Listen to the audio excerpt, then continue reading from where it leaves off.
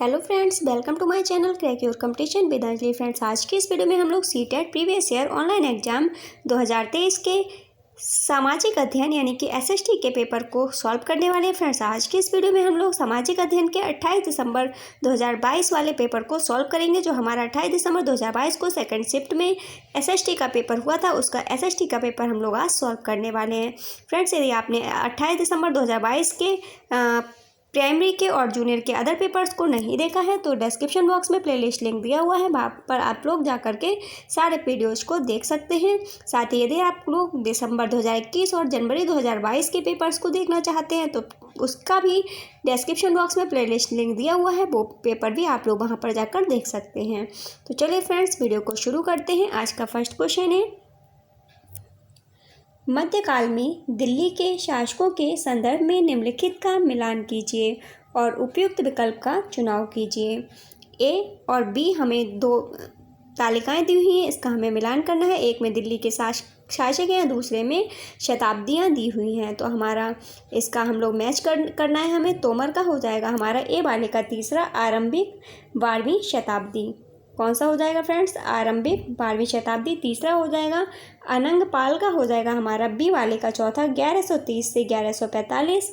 सी चौहान का हो जाएगा हमारा दूसरा, 1165 से 1192। और पृथ्वीराज चौहान का जो होगा वो होगा हमारा पहला वाला, 1175 से 1192। तो इस प्रकार हमारा आंसर हो जाएगा ए का तीसरा, बी का चौथा, सी का दूसरा और डी का पहला। तो हमारा राइट आंसर ऑप्शन नंबर 2 हो जाएगा। नेक्स्ट क्वेश्चन है क्वेश्चन नंबर 2। प्राचीन तमिलनाडु में डैश की बस्तियों को उर कहते थे। इसका राइट आंसर हो जाएगा हमारा ऑप्शन नंबर 3, खेतिहरों और किसानों की बस्तियों को। प्राचीन तमिलनाडु में खेतिहरों और किसानों की बस्तियों को क्या कहा जाता था फ्रेंड्स? उर कहा जाता था। ऑप्शन नंबर 3 इसका सही आंसर है। नेक्स्ट क्वेश्चन है क्वेश्चन नंबर 3। फ्रेंड्स, यदि आप लोग चैनल पर नए हो तो चैनल को सब्सक्राइब करके बेल आइकन को प्रेस कर लीजिएगा, क्योंकि सीटेट 2023 के सारे पेपर 28 दिसंबर से लेकर 7 फरवरी तक जितने भी पेपर हुए हैं उसका हर सब्जेक्ट का हर पेपर आप लोगों को इस चैनल के माध्यम से प्रोवाइड करवा दिया जाएगा। तो आप लोग चैनल को सब्सक्राइब कर लीजिए ताकि आपको सारे वीडियोज़ मिल जाएँ। चलिए फ्रेंड्स, नेक्स्ट क्वेश्चन की तरफ बढ़ते हैं। क्वेश्चन नंबर 3 है, मुगल साम्राज्य के पतन के संदर्भ में निम्नलिखित का मिलान कीजिए। ए है हमारा और 2 बी है, तालिकाएं दी हुई हैं 2, इनका हमें मिलान करना है। तो फर्रुखसियर का हो जाएगा हमारा ए वाले का दूसरा, 1713 से 1719। शाह आलम द्वितीय यानी कि बी का जो है वो हमारा हो जाएगा पहला, 1759 से 1816।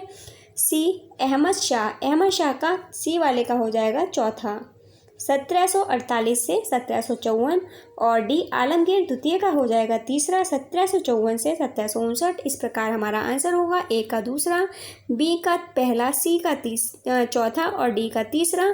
तो इस तरह से हमारा राइट आंसर हो जाएगा ऑप्शन नंबर 3। नेक्स्ट क्वेश्चन है क्वेश्चन नंबर 4। उत्तराधिकार की सहदायत प्रथा का अर्थ है डैश। तो इसका राइट आंसर हो जाएगा हमारा ऑप्शन नंबर 4, सभी पुत्रों के बीच विरासत का विभाजन। उत्तराधिकार की सहदायत प्रथा का क्या अर्थ है? सभी पुत्रों के बीच विरासत का विभाजन। नेक्स्ट क्वेश्चन है क्वेश्चन नंबर 5। 1 मिनट। मराठी में लिखे भक्ति गीतों को किस नाम से जाना जाता है? तो इसका राइट आंसर हो जाएगा हमारा ऑप्शन नंबर 4, अभंग। मराठी में लिखे भक्ति गीतों को जाना जाता है अभंग के नाम से। नेक्स्ट क्वेश्चन है हमारा क्वेश्चन नंबर 6। मौजूदा महाराष्ट्र में रहे संतों के बारे में निम्नलिखित कथनों को पढ़िए और उपयुक्त विकल्प का चुनाव कीजिए। 1 मिनट फ्रेंड्स, थोड़ा शॉर्ट कर लें, पूरा क्वेश्चन दिखाई दे जाए। ए है, 13वीं से 17वीं शताब्दी में हुए कवि संतों ने सभी प्रकार के कर्मकांडों और जन्म आधारित तंत्रों का विरोध किया। तो ए वाला जो है वो हमारा सही है। कथन बी है हमारा, इन कवि संतों ने रोजी रोटी कमाने और विनम्रतापूर्वक जरूरतमंद साथी व्यक्तियों की सेवा करते हुए जीवन बिताने का अधिक पसंद किया। बी वाला भी हमारा सही है। तो हमारा राइट आंसर ऑप्शन नंबर 1 हो जाएगा। ए और बी दोनों सही हैं। नेक्स्ट क्वेश्चन है question number 7। Friends question number 7 के जो ये ऑप्शंस दिए हुए हैं गलत दिए हुए हैं, इसमें कॉमन नंबर दिया गया है। तो इस क्वेश्चन को पढ़ के टाइम वेस्ट नहीं करते, नेक्स्ट क्वेश्चन की तरफ चलते हैं, क्योंकि ऑप्शन ही गलत है तो कोई फ़ायदा नहीं है। नेक्स्ट क्वेश्चन है हमारा क्वेश्चन नंबर 8। निम्नलिखित में से कौन सा शब्द मध्य प्रदेश में घुमंतू खेती के लिए इस्तेमाल होता था? तो इसका राइट आंसर हो जाएगा हमारा option number 2 Weber. Madhya Pradesh में घुमंतू खेती के लिए जो वर्ड यूज होता था वो होता था बेवर्ड। ऑप्शन नंबर 2 इसका सही आंसर है। नेक्स्ट क्वेश्चन है क्वेश्चन नंबर 9। 19वीं सदी के आरंभ में सामाजिक परिवर्तन के संदर्भ में कथनों ए तथा बी को पढ़ें तथा सही विकल्प चुनें। कथन ए है हमारा 19वीं सदी के शुरुआत से ही हमें सामाजिक रीति रिवाजों और मूल्य मान्यताओं से संबंधित बहस मुवाहिन से और चर्चाओं का स्वरूप बदलता दिखाई देता है। ए वाला हमारा सही है। बी है इसकी एक अहम वजह यह थी कि संचार के नए तरीकों जैसे किताबें, अखबार, पत्रिकाएं और पर्चे छपने का विकास हो रहा था। बी वाला भी सही है। तो हमारा राइट आंसर ऑप्शन नंबर 1 होगा। दोनों ए एवं बी सही हैं और बी ए की सही व्याख्या करता है। नेक्स्ट है क्वेश्चन नंबर 10। कथनों ए एवं आर को पढ़ें तथा सही उत्तर चुनें। कथन ए है डॉक्टर बी.आर. अम्बेडकर ने बचपन में रोज़मर्रा की जिंदगी में जातिगत पक्षपात झेला था। ए वाला जो कथन है वो हमारा सही है। कारण आर है डॉक्टर बी.आर. अम्बेडकर के पिता एक सैनिक स्कूल में पढ़ाते थे। कारण आर ऑप्शन तो सही है लेकिन इसका रीजन नहीं है। तो हमारा राइट आंसर ऑप्शन नंबर 2 होगा। ए और आर दोनों सही हैं लेकिन आर सही व्याख्या नहीं है ए की। नेक्स्ट क्वेश्चन है क्वेश्चन नंबर 11। निम्नलिखित कथनों ए और आर को पढ़िए और उपयुक्त विकल्प का चयन कीजिए। कथन ए है ई.वी. रामास्वामी ने भूतपूर्व मद्रास प्रेसिडेंसी में स्वाभिमान आंदोलन शुरू किया। ए वाला जो है वो हमारा सही है फ्रेंड्स। कारण आर है उन्होंने ऐसा लोगों को समाज में जातिगत भेदभाव के खिलाफ संघर्ष कराने के लिए किया। तो आर वाला भी हमारा सही है और यही व्याख्या भी सही है। तो हमारा राइट आंसर हो जाएगा ऑप्शन नंबर 1। ए और आर दोनों सही हैं और ए की आर सही व्याख्या करता है। नेक्स्ट क्वेश्चन है क्वेश्चन नंबर 12। किसने जिन्ना के 2 राष्ट्र सिद्धांत का विरोध किया? तो इसका राइट आंसर हो जाएगा हमारा ऑप्शन नंबर 4 मौलाना आज़ाद ने।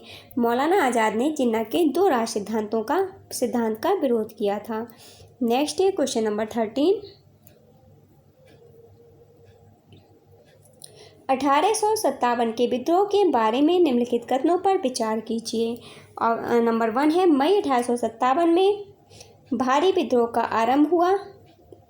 ए वाला जो पहला वाला है वो हमारा सही है फ्रेंड्स, लेकिन कौन सा कथन सही नहीं है यहाँ पर आप लोग देख सकते हैं कौन सा कथन सही नहीं है। तो पहला वाला कथन हमारा सही है तो यह नहीं होगा। दूसरा है यह उपनिवेशवाद के विरुद्ध सबसे बड़ा प्रतिरोधी पैसिव आंदोलन था। दूसरा वाला हमारा सही नहीं है। तीसरा इसमें सिपाहियों और जनसाधारण ने बड़ी संख्या में भाग लिया, ये वाला सही है।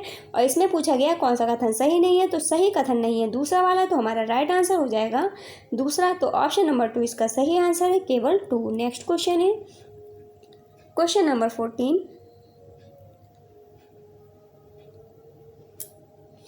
ए और बी कथनों पर सहायक संधि के संदर्भ में विचार कीजिए और सही विकल्प का चयन कीजिए।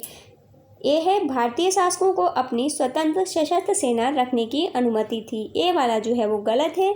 बी है भारतीय शासकों को ईस्ट इंडिया कंपनी को भुगतान करना पड़ता था। बी वाला सही है। तो हमारा आंसर होगा ऑप्शन नंबर 4। ए गलत है लेकिन बी सही है। नेक्स्ट क्वेश्चन है हमारा क्वेश्चन नंबर 15। निम्न युग्मों पर विचार कीजिए। यहाँ पर एक तरफ ग्रह दिए हुए हैं, दूसरी तरफ अपने अक्ष पर घूर्णन का उनका समय दिया हुआ है फ्रेंड्स। यूरेनस का दिया है 17 घंटे 14 मिनट, नेपच्यून 16 घंटे 7 मिनट, शनि का दिया है 25 घंटे 40 मिनट और मंगल ग्रह का दिया है 9 घंटे 56 मिनट। उपयुक्त में कितने युग्म सही सुमेलित हैं? तो यहाँ पर कितने युग्म सही सुमेलित हैं फ्रेंड्स? तो यहाँ पर केवल दूसरा वाला नेपच्यून का सही है 16 घंटे 7 मिनट। नेपच्यून जो है ग्रह वो अपने अक्ष पर 16 घंटे 7 मिनट में एक चक्कर लगाता है। उस अपने घूर्णन का समय उसका 16 घंटे 7 मिनट है। दूसरा वाला हमारा सही है केवल, तो हमारा राइट आंसर ऑप्शन नंबर 2 हो जाएगा, केवल 2। नेक्स्ट क्वेश्चन है क्वेश्चन नंबर 16। अंतर्राष्ट्रीय तिथि रेखा के बारे में निम्न में से कौन सा कथन सही है? तो इसका राइट आंसर हो जाएगा ऑप्शन नंबर 2। अंतर्राष्ट्रीय तिथि रेखा केवल जलीय भाग से होकर गुजरती है। ऑप्शन नंबर 2 इसका सही आंसर है। नेक्स्ट क्वेश्चन है हमारा क्वेश्चन नंबर 17। निम्नलिखित कथनों ए और आर को पढ़िए तथा उपयुक्त विकल्प का चयन कीजिए। कथन ए है, अपने स्थान से ध्रुव तारे का कोण मापकर आप अपने स्थान का अक्षांश जान सकते हैं। ए वाला हमारा सही है फ्रेंड्स। कारण आर है, विषुवत वृत्त से दोनों तरफ ध्रुवों के बीच की दूरी पृथ्वी के चारों ओर के वृत्त का 1/4 है। आर भी सही है, लेकिन ये इसका कारण नहीं है, तो हमारा राइट आंसर हो जाएगा ऑप्शन नंबर 2। ए और आर दोनों सही हैं, लेकिन आर ए की सही व्याख्या नहीं है। नेक्स्ट क्वेश्चन है हमारा क्वेश्चन नंबर 18। जब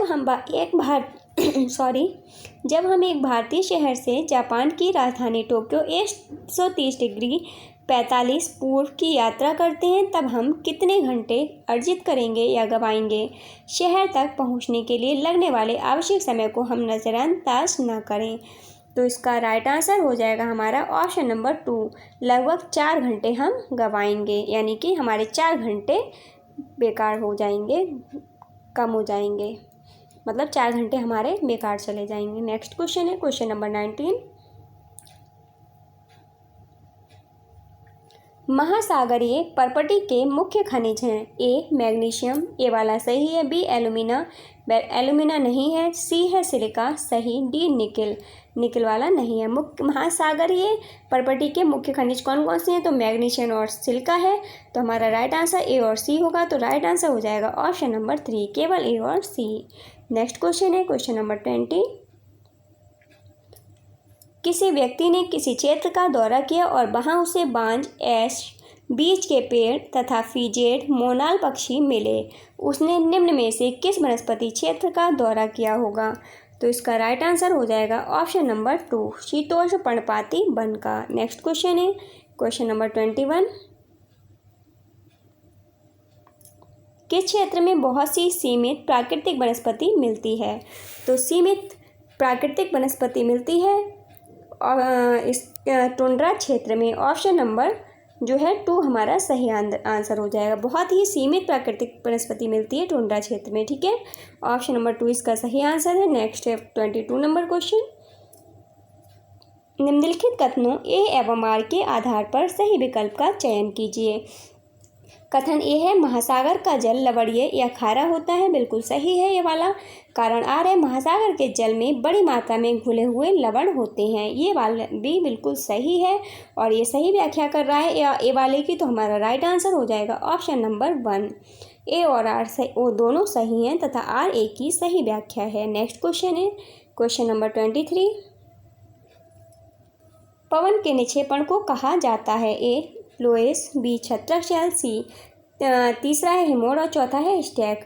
तो पवन के निक्षेपण को क्या कहा जाता है फ्रेंड्स? तो इसे कहा जाता है लोएस। ऑप्शन नंबर 1 इसका सही आंसर है। नेक्स्ट है हमारा 24 नंबर क्वेश्चन। जिस स्थान पर कोई नदी किसी अन्य जल राशि में मिलती है उसे कहते हैं, तो उसे क्या कहते हैं फ्रेंड्स? तो उसे कहते हैं नदी मुहाना। जिस स्थान पर कोई नदी किसी अन्य जल राशि से मिलती है तो उसे नदी मुहाना कहते हैं। ऑप्शन नंबर 4 इसका सही आंसर है। नेक्स्ट क्वेश्चन है 25 नंबर क्वेश्चन।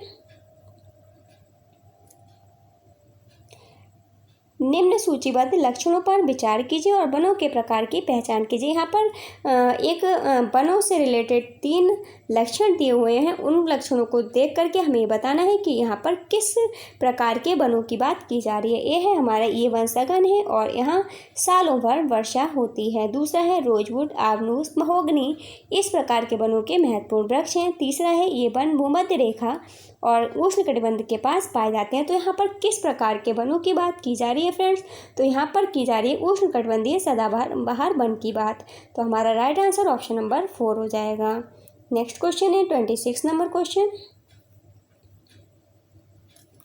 सतत विकास का अर्थ है, तो सतत विकास का क्या अर्थ है फ्रेंड्स? तो इसका राइट आंसर होगा हमारा ऑप्शन नंबर 4, सभी तरह के संसाधनों का संरक्षण करना, केवल आवश्यकता अनुसार उपयोग करना तथा भविष्य के लिए बचाना।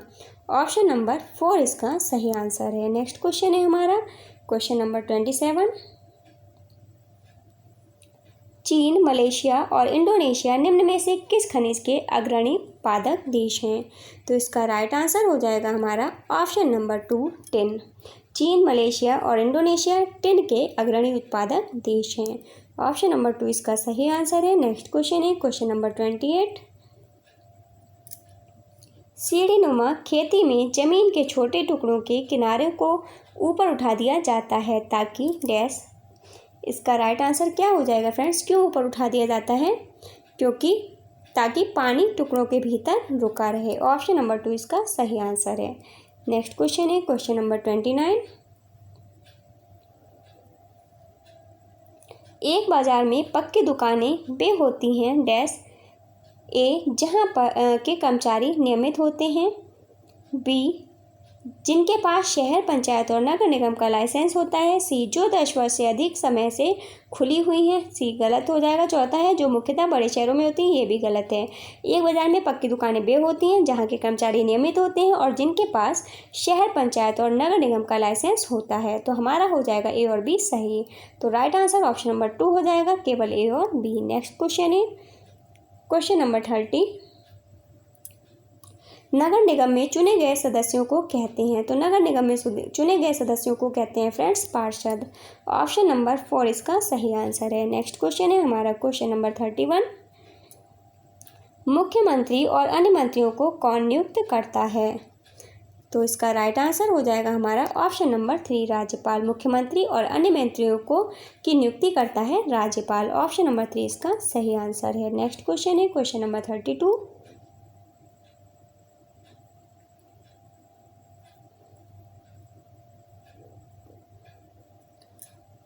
निम्नलिखित कथनों ए तथा आर पर विचार करें और उपयुक्त विकल्प चुनें।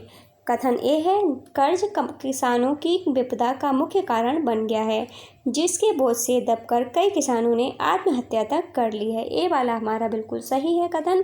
कारण आर है, छोटे किसानों को बीज, खाद व कीटनाशक जैसे सामानों को खरीदने के लिए साहूकारों से कर्ज लेना होता है या लेते हैं, जिसे कई बार किसान चुका नहीं पाते हैं। कारण आर भी हमारा सही है, कथन आर भी सही है, दोनों ही सही हैं।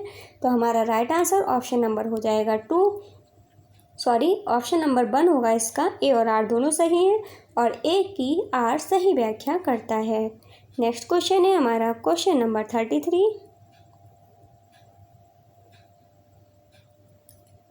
भारत में किस तरह के श्रम को कानून द्वारा प्रतिबंधित किया गया है? ए, बेगार, बी, अनियमित, सी, दिहाड़ी, डी, असंगठित। तो यहाँ पर राइट आंसर हो जाएगा हमारा ए वाला सही है, बेगार। तो हमारा राइट आंसर ऑप्शन नंबर 2 होगा, केवल ए। ये तीनों गलत हैं। ठीक है। नेक्स्ट क्वेश्चन है हमारा क्वेश्चन नंबर 34, भारत में सरकार के एक से अधिक स्तर होने की मुख्य वजह है। तो भारत में सरकार के एक से अधिक स्तर होने की मुख्य वजह क्या है फ्रेंड्स? तो इसका राइट आंसर ऑप्शन नंबर 1 हो जाएगा, समुदायों की बड़ी संख्या। नेक्स्ट क्वेश्चन है क्वेश्चन नंबर 35, निम्नलिखित कथनों पर विचार कीजिए। कथन ए है, लड़कियों की तुलना में लड़के एक बेहतर स्काउटर लीडर बनते हैं। ए वाला सही है। बी है, लड़कियां फुटबॉल खेलने में अच्छी होती हैं। बी गलत है। सी, लड़कियां सौम्य, कोमल और अच्छी देखभाल करने वाली होती हैं। सी सही है। लड़के दबंग और उग्र होते हैं। सही है। कौन से कथन रूढ़िवादिता को पोषित करते हैं? ठीक है फ्रेंड्स, तो रूढ़िवादिता को पोषित करने वाले जो कथन है वो यही है कि लड़कियों की तुलना में लड़के एक बेहद स्काउट लीडर होते हैं, रूढ़िवादिता को प्रदर्शित करता है। लड़कियां सौम्य, कोमल और अच्छी देखभाल करने वाली होती हैं, ये भी रूढ़िवादिता को प्रदर्शित करता है। और लड़के दबंग और उग्र होते हैं, ये भी रूढ़िवादिता को प्रदर्शित करता है।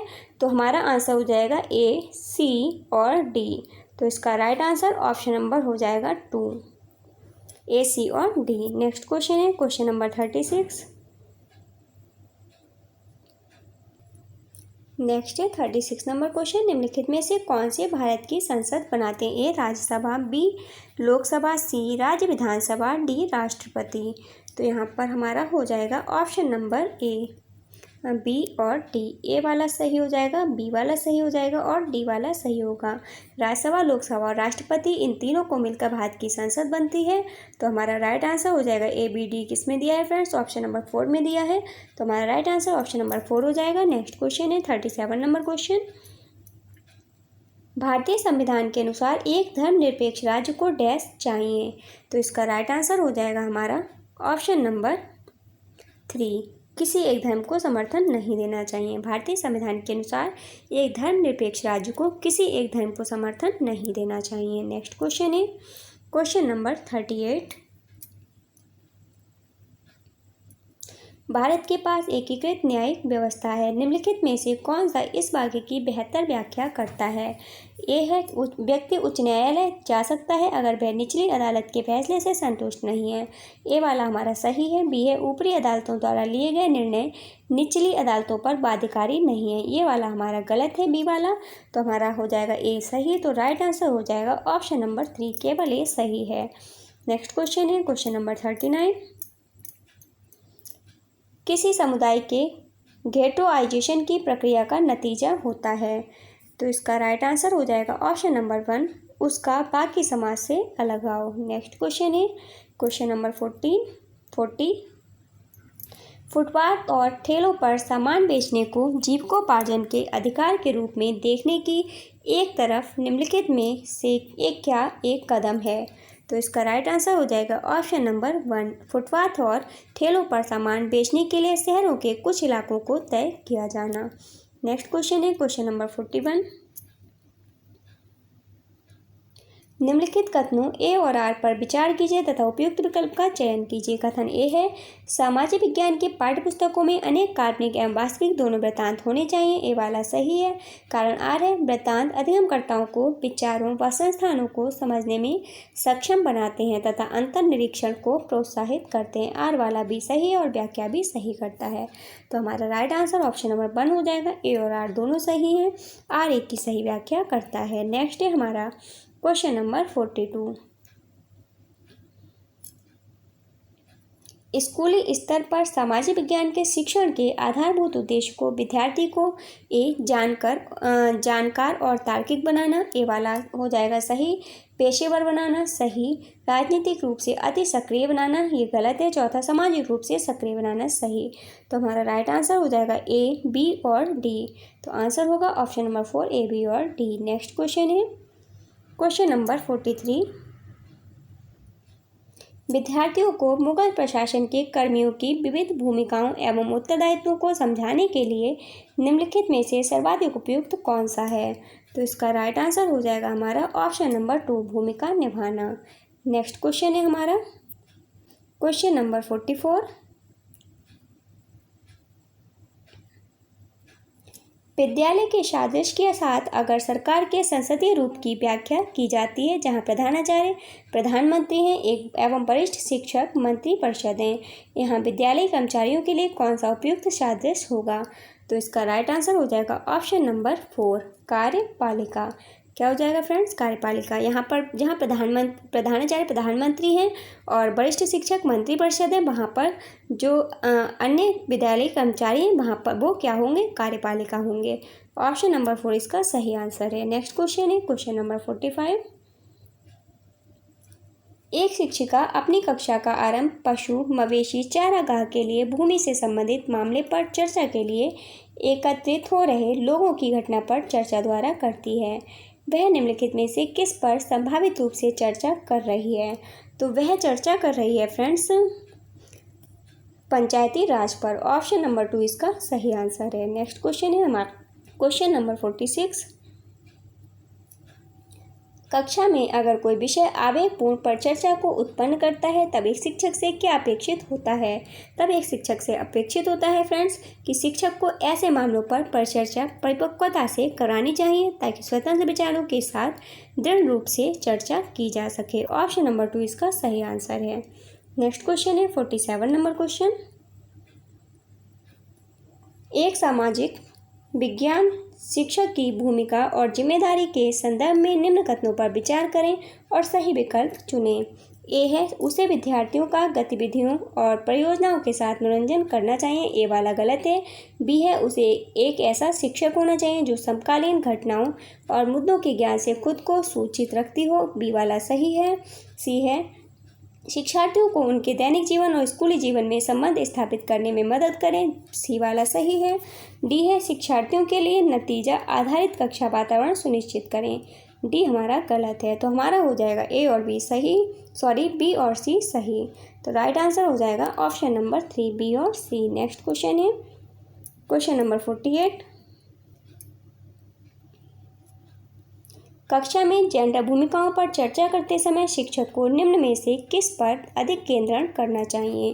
ये है चूंकि घर का कार्य का मूल्य नहीं चुकाया जाता इसलिए उसे उत्पादक कार्य नहीं माना जाना चाहिए, ए वाला गलत है। बी है लैंगिकता के मुद्दे सिर्फ महिलाओं और लड़कियों के होते हैं, ये भी गलत है। सी है यह दर्शाने के लिए कि समाजीकरण हर जगह एक जैसा नहीं होता है, केस स्टडीज का प्रयोग किया जा सकता है, सी वाला सही है। तो हमारा केवल सी सही है, तो राइट आंसर हो जाएगा ऑप्शन नंबर 3 केवल सी। नेक्स्ट क्वेश्चन है क्वेश्चन नंबर 49। लैंगिक बराबरी की समझ को बेहतर करने के लिए निम्न में से कौन से उदाहरण कक्षा में चर्चा के दौरान दिए जा सकते हैं, सही विकल्प चुनें। नंबर ए है राष्ट्रीय गान, ए वाला गलत है। बी सुल्ताना का स्वप्न कहानी सही है। सी होगा मताधिकार आंदोलन, सी वाला भी सही हो जाएगा। और डी है महिलाओं को अपनी पसंद के कपड़े पहनने का अधिकार, ये वाला भी सही है। तो हमारा राइट आंसर हो जाएगा बी सी डी। तो राइट आंसर है ऑप्शन नंबर 2 बी सी तथा डी। नेक्स्ट क्वेश्चन है क्वेश्चन नंबर 50।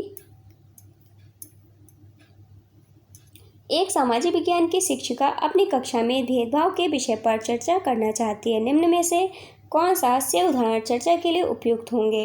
ए है डॉक्टर भीमराव अंबेडकर के बचपन के अनुभव, ए वाला सही हो जाएगा। बी है ओम प्रकाश वाल्मीकि की पुस्तक झूठन, बी वाला भी सही है। सी है हमारा भारत का संविधान बनाने की प्रक्रिया, सी वाला हमारा गलत है। हमारा आंसर हो जाएगा ए और बी। तो राइट आंसर ऑप्शन नंबर 1 होगा, ए और बी। नेक्स्ट क्वेश्चन है 51 नंबर क्वेश्चन।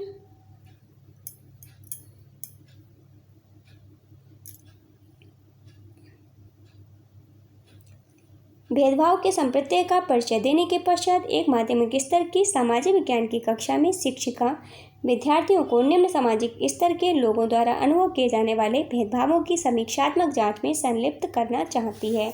निम्न में से कौन सी गतिविधियां उनकी पाठ्य योजना में स्थान पा सकती हैं।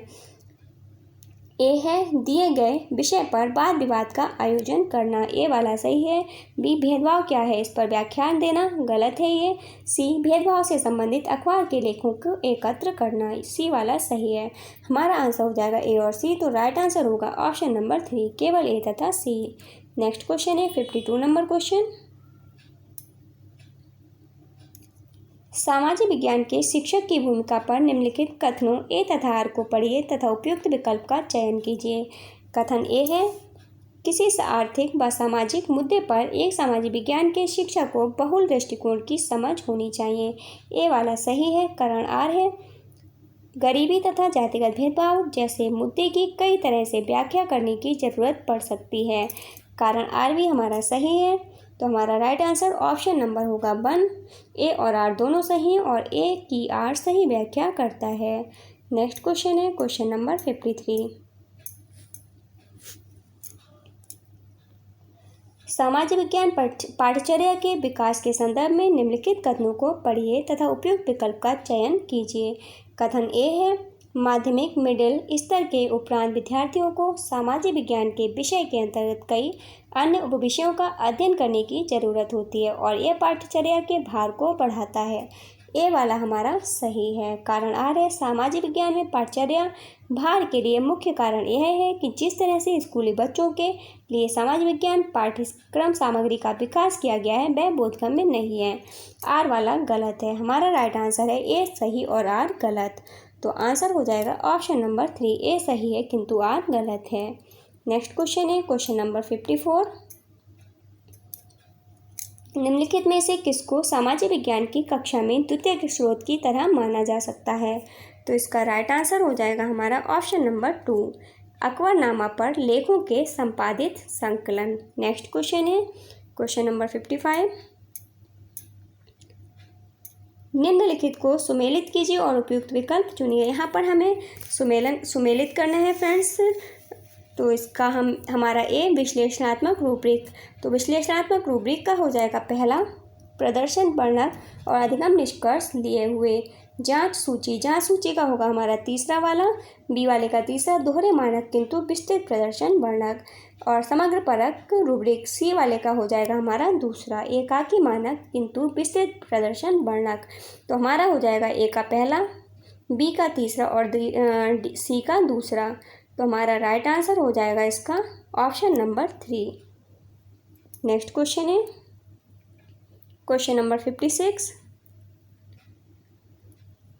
निम्नलिखित में से कौन से प्रश्न संज्ञानात्मक प्रक्रिया के अनुप्रयोग पहलू का आकलन करते हैं। ए 1857 के विद्रोह के क्या कारण थे, ए वाला गलत है।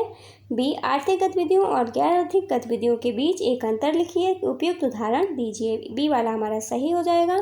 सी है प्रत्यक्ष कर क्या है, उदाहरण दीजिए, ये भी सही हो जाएगा। डी है दक्षिण एशिया में कई देश में शासन के संघीय तंत्र नहीं है, व्याख्या कीजिए, डी वाला भी सही हो जाएगा। इनमें से जो बी सी डी है ये प्रश्न संज्ञानात्मक प्रक्रिया के अनुप्रयोग पहलू का आकलन करते हैं। तो हमारा right answer B C D होगा, जो कि राइट आंसर हो जाएगा ऑप्शन नंबर 2 में। नेक्स्ट क्वेश्चन है हमारा क्वेश्चन नंबर 57, निम्नलिखित में से कौन से प्रश्न शिक्षार्थियों के केवल तथ्यात्मक ज्ञान का आकलन करते हैं। ए जलवायु और मौसम की परिभाषा दीजिए, भारत में मुख्य मौसम कौन से हैं, ए वाला हमारा सही है। बी है आज के समय में और महाजनपदों के समय में गांवों की व्यवस्था करने में 3 अंतर दीजिए, ये वाला क्वेश्चन नहीं होगा। सी है वनस्पति जगत और प्राणी जगत की उपस्थिति खाद के निर्माण पर किस प्रकार प्रभाव डालती है, ये भी नहीं होगा। डी लोगों को संसाधन के रूप में व्यक्त करने से आप क्या समझते हैं, ये भी नहीं होगा। तो तथ्यात्मक ज्ञान का आकलन करता है ए वाला, तो हमारा राइट आंसर ऑप्शन नंबर 1 हो जाएगा, केवल ए। नेक्स्ट क्वेश्चन है हमारा क्वेश्चन नंबर 58, RTE एक्ट 2009 के अनुसार आकलन प्रक्रमों को विकसित करने के लिए निम्नलिखित में से किसकी आवश्यकता होती है। ए बच्चे का सर्वांगीण विकास, ए वाला सही है। बी ज्ञान के स्थानीय से वैश्विक पहलुओं को जोड़ना, बी नहीं होगा। सी क्रियाकलापों खोज एवं अन्वेषण द्वारा सीखना, सही है। डी बाल स्नेही और बाल केंद्रित रीति में सीखना, डी वाला भी सही है। हमारा आंसर हो जाएगा ए सी और डी, तो राइट आंसर होगा ऑप्शन नंबर 3, ए सी और डी। नेक्स्ट क्वेश्चन है क्वेश्चन नंबर 59, विद्यालयों में आकलन निम्नलिखित कारणों से किया जाता है, उपयुक्त विकल्प का चयन कीजिए। ए विद्यार्थियों को उनकी अधिगम संबंधी उपलब्धियों को प्रमाणित करने के लिए, ए वाला सही है। बी विद्यार्थियों द्वारा जिन अधिगम संबंधी कठिनाइयों का सामना किया गया उनको समझने के लिए, बी वाला भी सही है। सी है शिक्षकों को विद्यालय के प्रति उत्तरदायी बनाने के लिए, सी वाला नहीं होगा, गलत है ये। और डी है अधिगम संबंधी कठिनाइयों से उभरने के लिए तरीकों और साधनों का पता करने के लिए, डी वाला सही है।